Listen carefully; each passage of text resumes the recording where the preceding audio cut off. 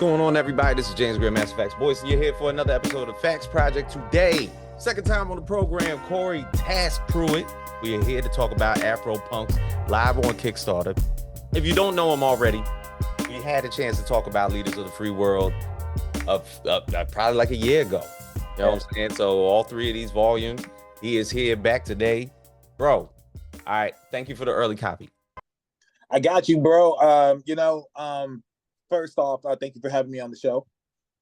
Second off, Afro Punk's new thing. I gave you an extra copy because what I wanted to do different this time was I wanted it to be done before I started it. So for things like this, so because I've done these reviews before and they're just going off of the idea, I wanted to have one of these conversations with someone actually read it. So I'm able to read it. Dad, no doubt, man. So to get right into it, this is your second time doing a comic where there was actually a team present. Yeah.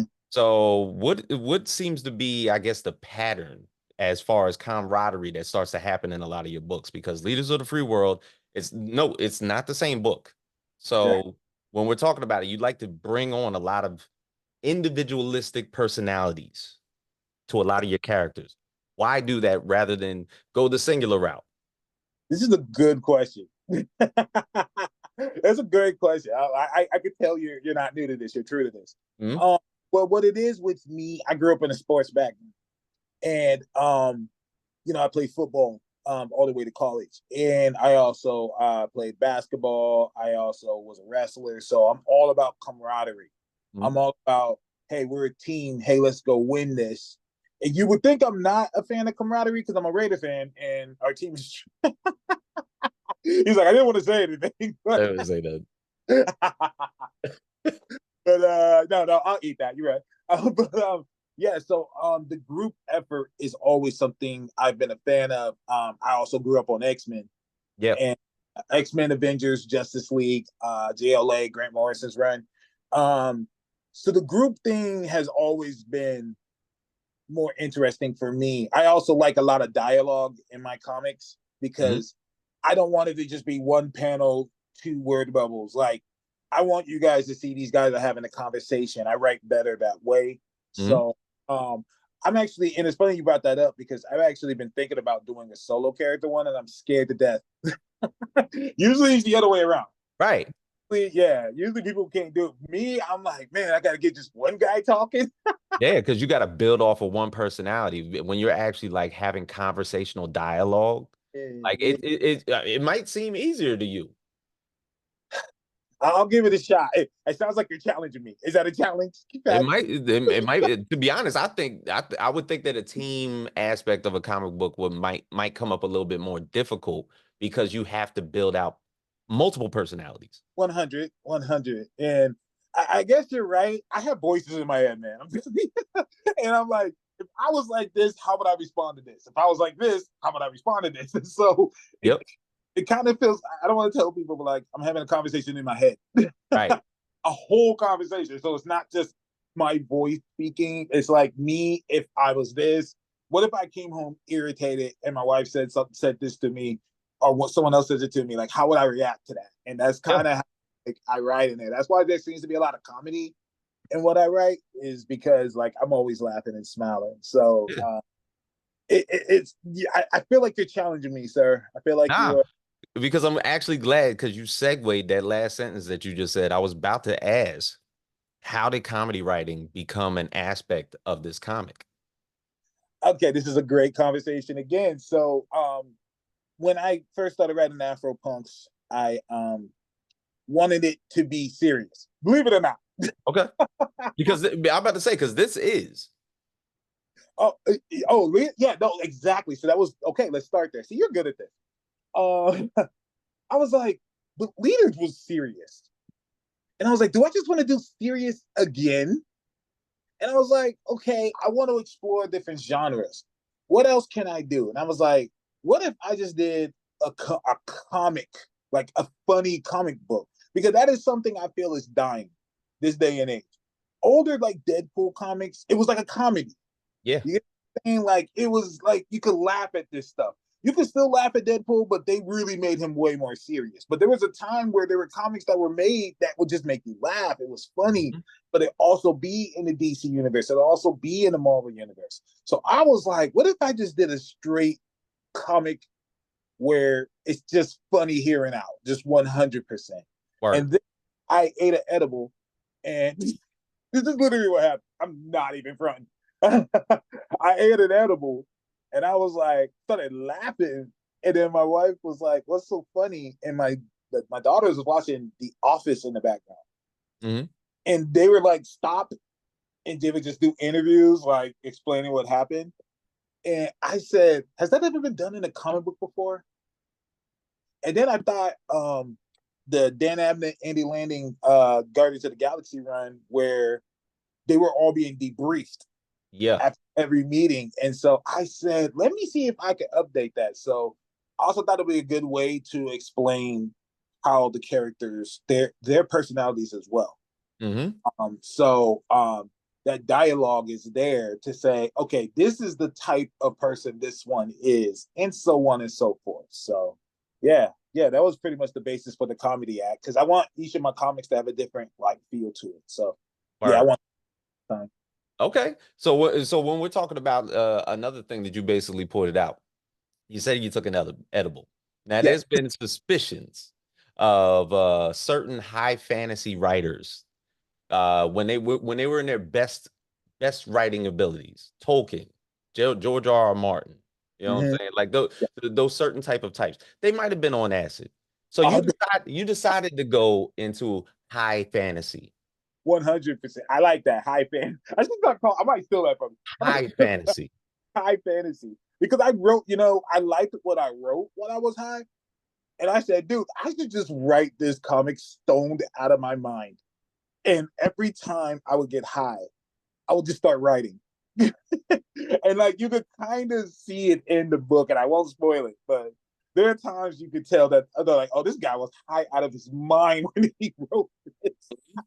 And that's basically what happened. And I did do some research on that. A lot of, especially like in the late 1800s, mid 1800s, a lot of them did do psychedelics, and it helped with their imagination. Now you got to imagine back then they didn't have TVs, they didn't have a bunch of stuff that could influence them. It had to come 1,000% off the dome, and so I could see them being like, getting stoned out of their mind or taking whatever type of like like acid trip that was available, because they probably had the pure shit back then. Yeah, bro. They probably had one drop, and that's all you need. But yeah, so smoke accordingly, people. Yeah, smoke responsibility. I'm always at home. I'm at the house, and yeah, I got stoned out of my mind, started writing, and I found out for certain things I have more fun writing this way for certain characters. I can't get high when I write Leaders of the Free World. I got over. I got to know that. But this one, I was like, dude, I could just have fun. Why can't this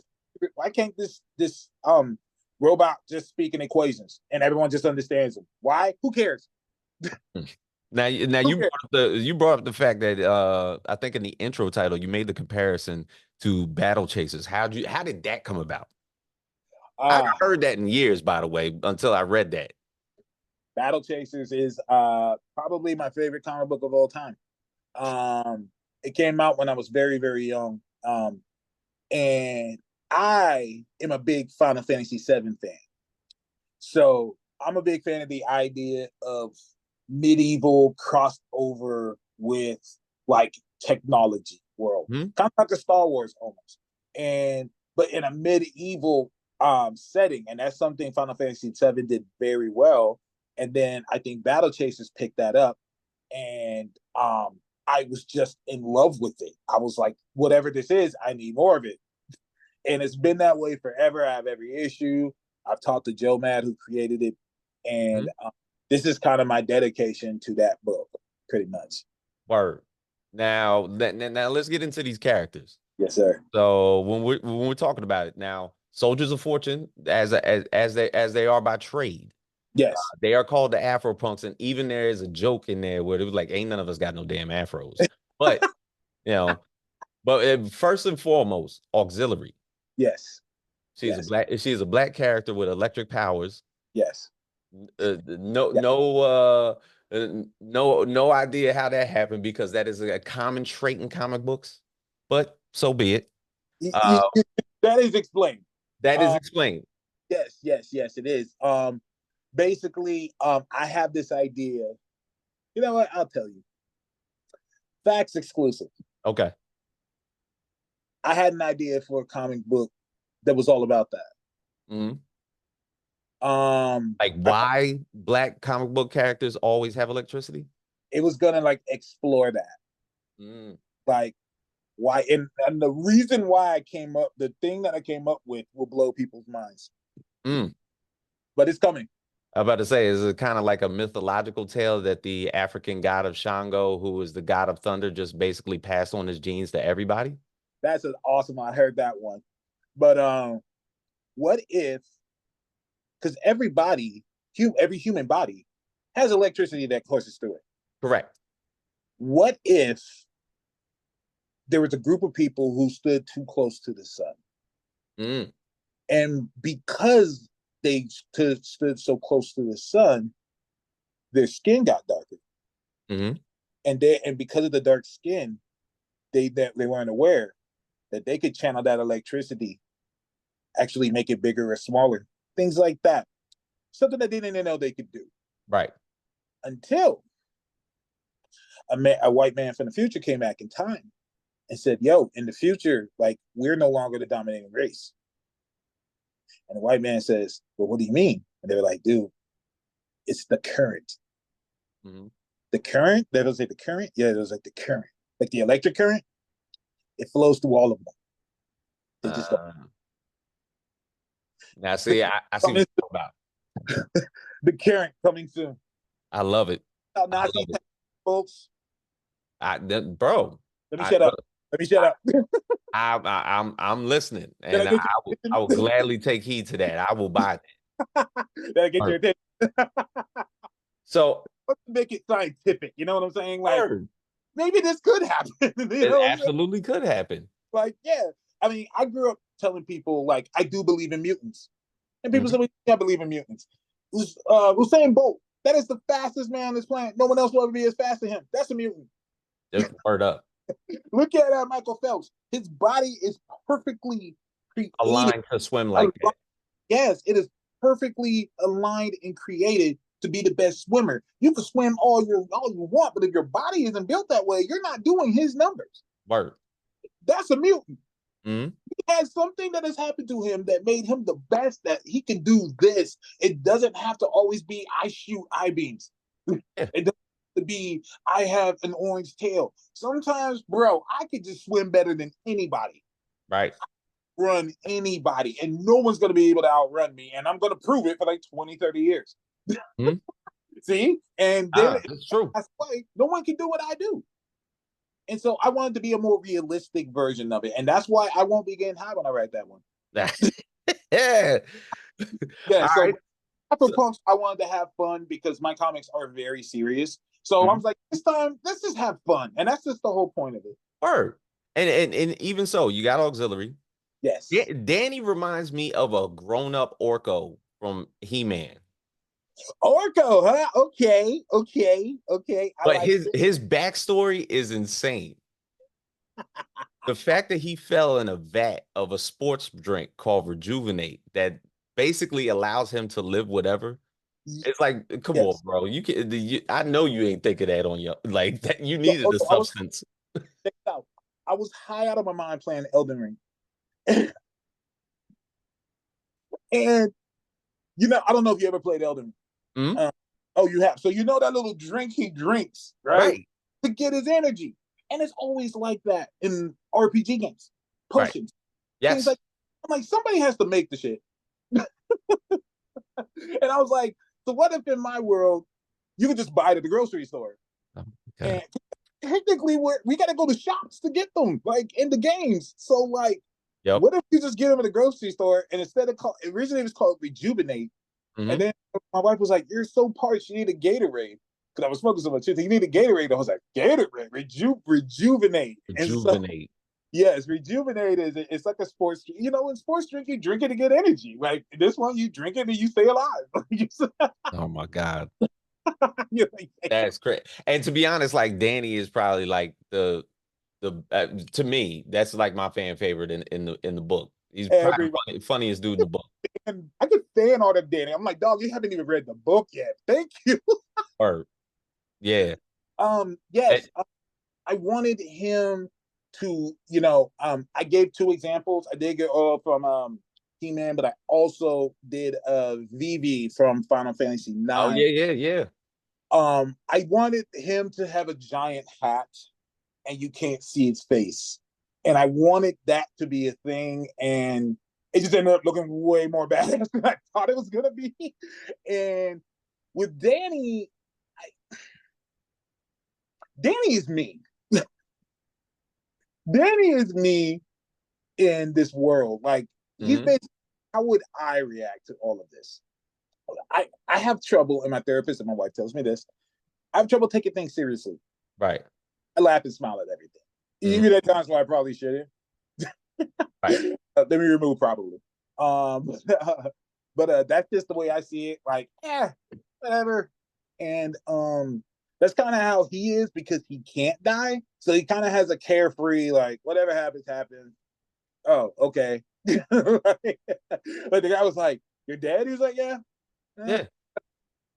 He's been alive for so long that like he's seen it all. So he's just like, "Yeah, I'm dead. Watch this." Well, I'm about to say you gave him the actual title of Danny Deadass. So he's East Coast. Yes. He's from the Far East, and that's what he tells people. He says, I'm from the Far East." Word. So then outside of that, you got Genevieve, who is basically an angry, forgetful, dementia-having Tinkerbell. Genevieve, but my whole concept of her is, what if a fairy was a junkie? Word. What if a fairy was a junkie? And then I started treating her like an actual junkie. Like she never has money. She never has money. She ain't got no money. People to pay her to do things. She's very selfish. She's pretty much just here for a check, and she forgets how to do things. And then I did the fairy probation. Yeah. For her because I was, there's a joke that said, in the future they're gonna start charging us for air. And I was like, what in this world? She's charged for powers, just like in the video games. You MP and you can only do a certain amount, and then you have to drink something to get more MP. Well, what if something happens and it makes her MP smaller? And she was like, I don't have a lot. I can only do it once. And you're like, dude, you suck at this. and that's the whole concept. Is she's very like overzealous. She tries to like outdo everybody. She's very like, I'm snobby, like a fairy. And but she's like one of the most important people in the team. So they kind of like got to roll with her. Right. She's like the only magic wielder. Exactly.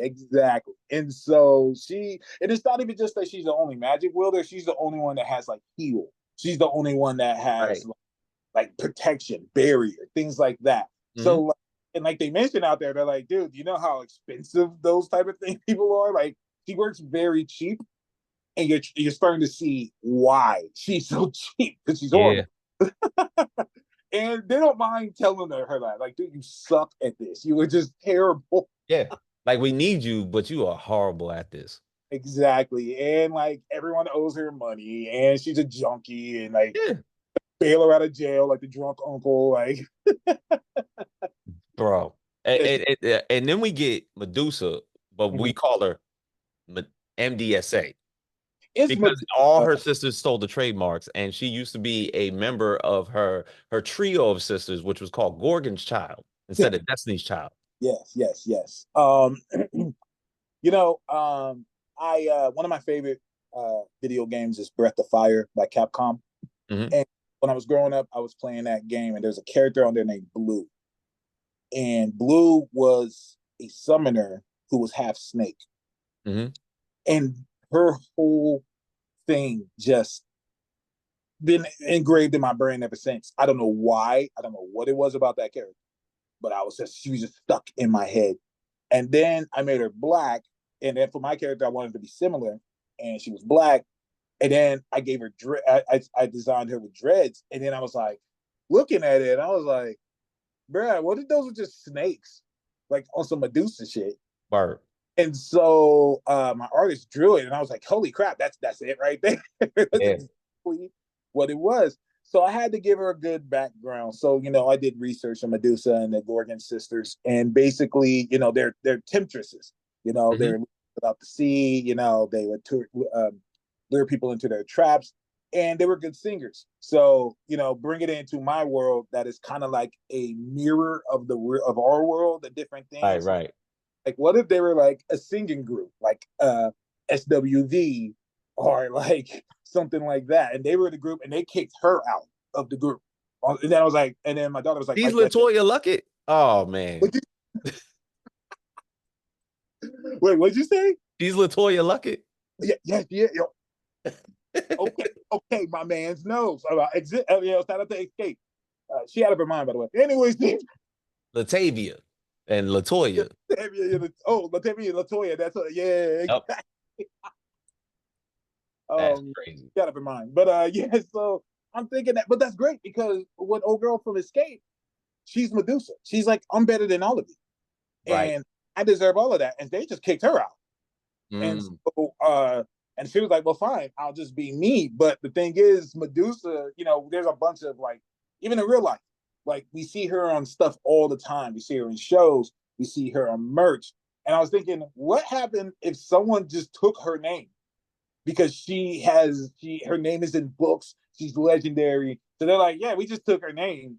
And now we're just Medusa. And, they're trying to get back at her for that, for kicking her out and her trying to do her own thing. And because of that, she's broke.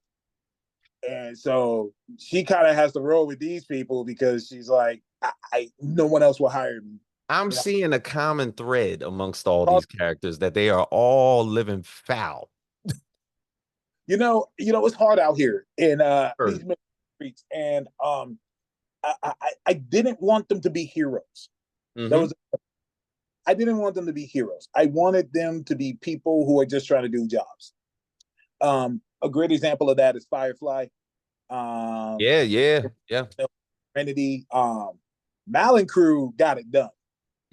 Whatever it was, like we'll do it. Because we need gas. You nailed it. And other things. It's like, all right, well, I guess that's just what we need to do. We're a crew. And and like they bicker with each other, but when it's time to come together, like one of the scenes, I won't spoil it, but they were getting into a fight, and they've been bickering the whole comic. But at this point, they're like, all right, boss, what we doing? Yeah, like what's the move? Right. Like, be done now, so let's go. So that's basically the big thing that happens in the book. So the last one, I mean, this sort of a link here because Auxillary used to be a member of a military force called Conductor, and yet you have Think Tank, who is kind of like almost like a Fallout piece. It's kind of like a combination of mech tech, and then you have Auxillary being kind of like the lead in all of that. Is there a like a little bit of connotation between the two of them?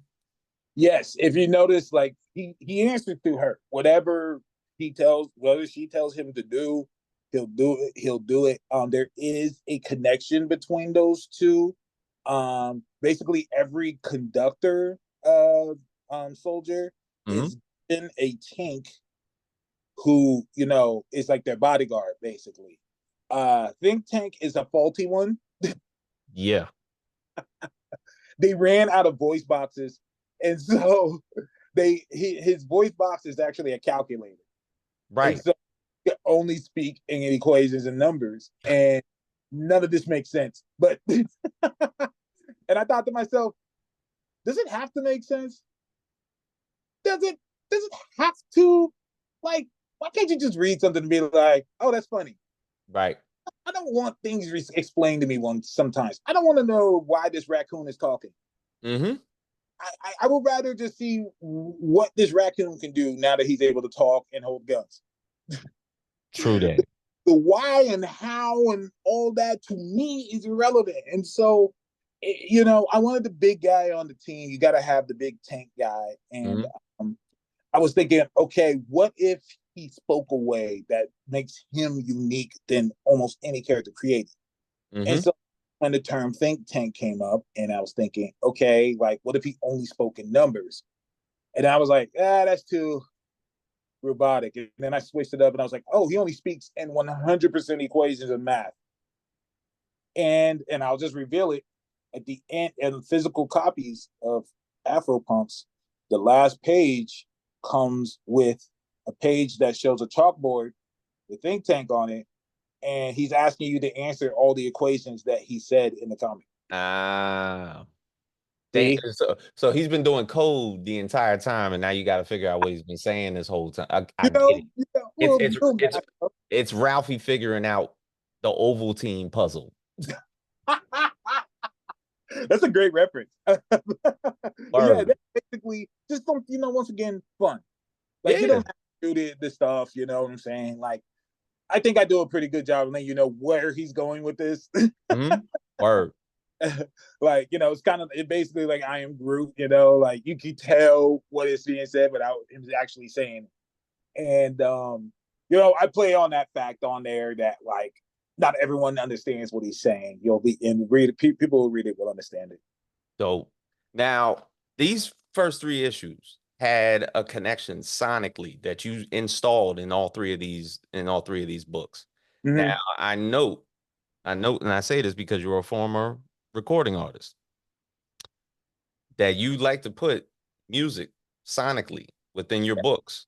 Yes, I do. The musical theme for this book delves away from rap, but goes into rock and roll. Yes. Why does that happen?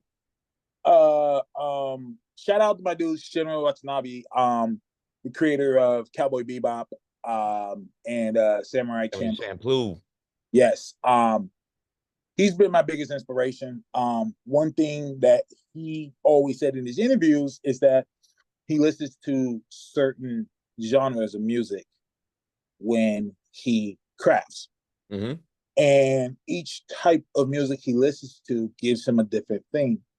And jazz was with, you know, space age stuff, Cowboy Bebop. Sure. And hip hop is samurais. He said he was listening to Wu-Tang. I was like, yeah, I could have told you that. And when I was writing Afro Punks, I was listening to Seven Dust. Seven Dust is a rock band from Atlanta, and the lead singer is a black man. And I thought, well, the whole theme is called Afro Punks. Afro Punks, that's a type of, you know, genre, type of style that goes like it's black culture combined with punk rock culture. So what if that's the theme? That this is more loud rock, let's go. And not only do I present music, because this will also be coming with a track list that I'm doing for it. I also wanted to highlight black rock stars, black, you know, so every song that I have on there curated is by a black-led rock group. Yeah, so I had to do a lot of history. I had to do a lot of listening. So we talking like Fishbone, Living Color. Fishbone, Living Color. There's this band of 3 black girls called Meet Me at the Altar. I have them there. There's a reggae rock German band called Skindred. Damn. And yeah, they killed it too. I had to listen to a lot. I had to listen to so much. And we're good at what we do, man. We're hey, man. I mean, the fact that you said reggae and German in the same sentence, that just really pushed the envelope. Oh yeah. We're black folks. We good with the sounds, you know. And you know, we created rock, and this was a way of saying, you know, bringing that back home. So going out the Afro Punks name, it's not just the name of the group, but it's also the vibe I'm trying to give off. Damn. So when we're talking about, like, basically this is a completed project, so more than likely, once the campaign is done, I'm guessing that a lot of people will start to get the physical contributions in their hands very soon. Absolutely. Once funds are distributed, everyone's getting their digital copy. Then it all goes straight to the printer, and they should be receiving it by the end of the month. And are you already working on like 2 and 3 already? Like how you did with this? The artist is working on 2 right now. Okay. You know, I stay busy, man. I stay busy, and I'm already ready for the next project about to go on Kickstarter as well. I tell people I talk a lot, so I work just as hard to keep up with my mouth. Word. So I'm always moving. I'm always making things done. But yes, another thing I wanted to focus on with Afro Punks. Once again, I'm going with the fun route. I didn't want there to be a continuous story. I'm like, what if they're all just a bunch of one shots, beginning, middle, end?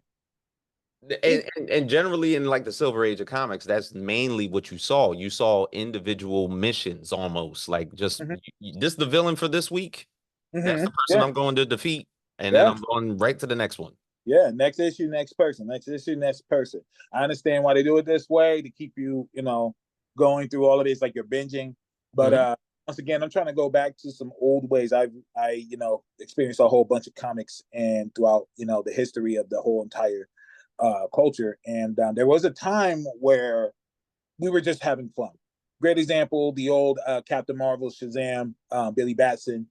Mhm. Um, yeah, single issues, go do his thing, have fun. None of this makes sense how it's happening, but who cares? Yeah. Like, who cares? And that's another thing I think that has happened that has, the comics is that they just want to explain everything. They want everything to be explained, scientifically, and that's cool. But sometimes I don't need that. It doesn't. The original Spider-Mans didn't always weren't always like that. Exactly. Like sometimes I don't want that. I'm a big fan of the, explaining that stuff, but I don't want everything to be explained to me. Sometimes I care more about the story, Mhm. how we got here. Like I want to know the story, and then we can talk about how we got here later. But Yeah. until then, I don't need this to be explained to me. Like you did a good job. This woman has electricity powers. You didn't get into it. She just has it. And sometimes that's all that needs to be explained. You have Yeah. this particular interesting character. You know what her abilities are, and that's what makes her interesting. It's not that there's this backstory beyond backstory beyond backstory. Not at all. She was a soldier. She has electricity power. Yeah. And she had a tragic accident one day, which we haven't learned yet. But we're getting there. And also next issue we get a new member. Oh, okay. The Yeah. team does get bigger. Got it. Yes. And I'll keep it at that amount. I just was writing it and I was like, it would be cool. Right here. The greatest example of how I write, and someone says, how was it like writing? I said, this is how I feel like it is. Imagine being dropped in the middle of the densest fog ever. You're just dropped right in the middle of it. You can't see anything. You don't know anything what's going on around you. The only way you can get out of this fog is to write. Mm-hmm. And the more you write, the more the fog starts to clear up. And then you say, okay, let me go this direction of where this fog is opening up. Okay. Then you walk that direction, then the fog gets bigger. Just starts to break up even more and more and more. And the more you write, the more the whole scene is opening up. Right. The first start, it's nothing. Mm-hmm. And so that's kind of how I was with me. And while I was writing and following the fog out, I realized that I was already outside of the fog at the end. And I was like, I don't need to continue this. I can just end this right here. Right.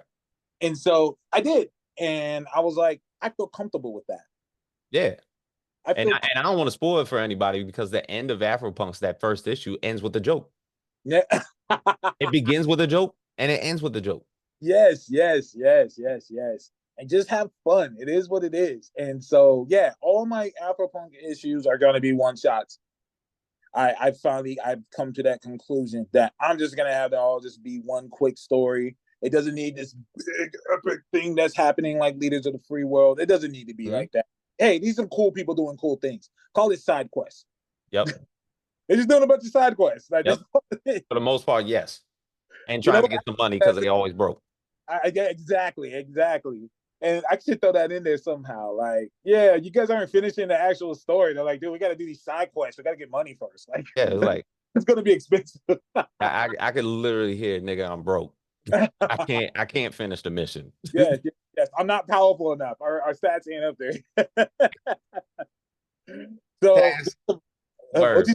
No, Oh, no, the tax man. Look, man, the way that you're basically bringing this up and how it's been done is not done a lot in a lot of comic books. I think the last time I seen a particular indie comic done in a specific way were probably like Bullet Adventures, which was done by Randy Stone. That was probably like the last time. But that is an interesting thought. yeah. I once again, I wanted to do something, not especially in the indie space. Hmm. Um, I feel like everyone who has read my comics and knows about my knowledge of it, I feel like I've earned the trust Hmm. of people to say, "Look, bro, you know when you read my stuff, you're gonna be entertained." Right.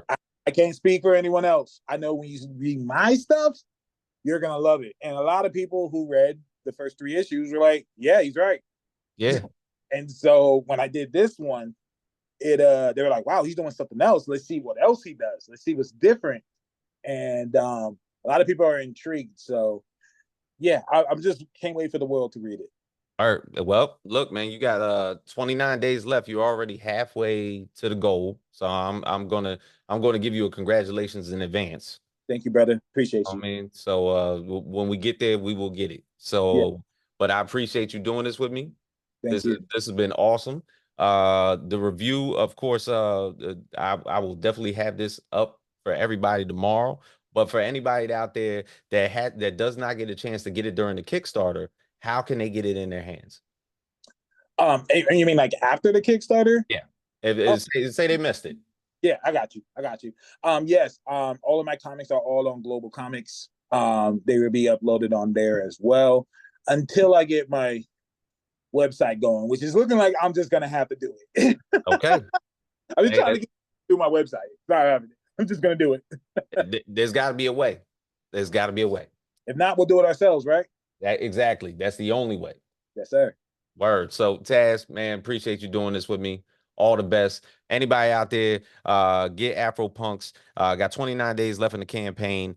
We are now 50% funded, and pretty much, I'm going to say probably in the next few weeks or so, you'll probably be hitting those stretch goals.